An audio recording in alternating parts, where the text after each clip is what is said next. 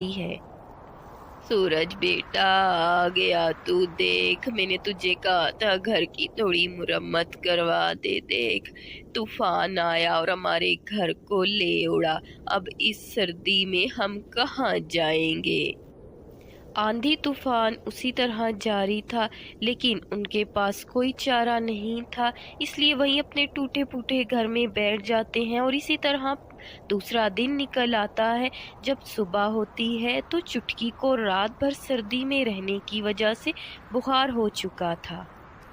माँ, चुटकी को तो बहुत तेज बुखार हो रहा है।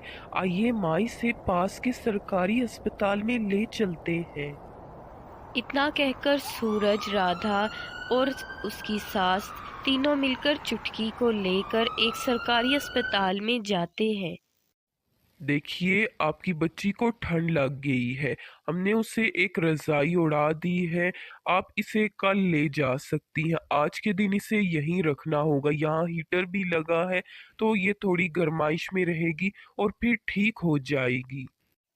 चुटकी को एक रात के लिए हॉस्पिटल में ही रहना था। अब ये सुनकर गरीब परिवार को एक रात के लिए छत मिल गई थी, जहां उन्हें हीटर और गर्म रजाई भी मुयस्सर हुई।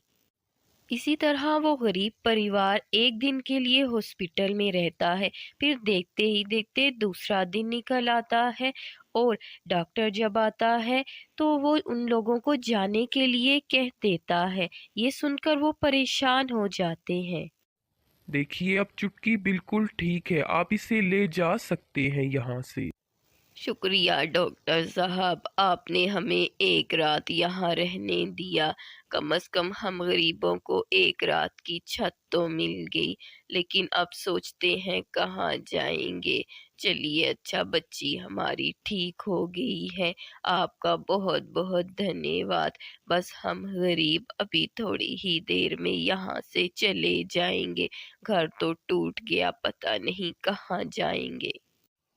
इसके बाद डॉक्टर वहां से चला जाता है, लेकिन पास खड़ी नर्स सारी बातें सुन रही थी। फिर वो कहती है, अरे माँ जी, मुझे बहुत अफसोस हुआ आपकी बातें सुनकर, लेकिन ये सरकारी अस्पताल है। आप लोग कब तक यहाँ रहेंगे। आपका घर टूट गया, बहुत दुख हुआ, लेकिन आजकल तो लोग बांस के भी घर बना कर रहते हैं।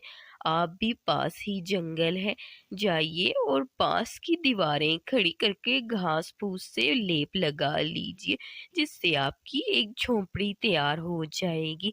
यूं आप यहाँ कब तक रहेंगी। अब तो आपको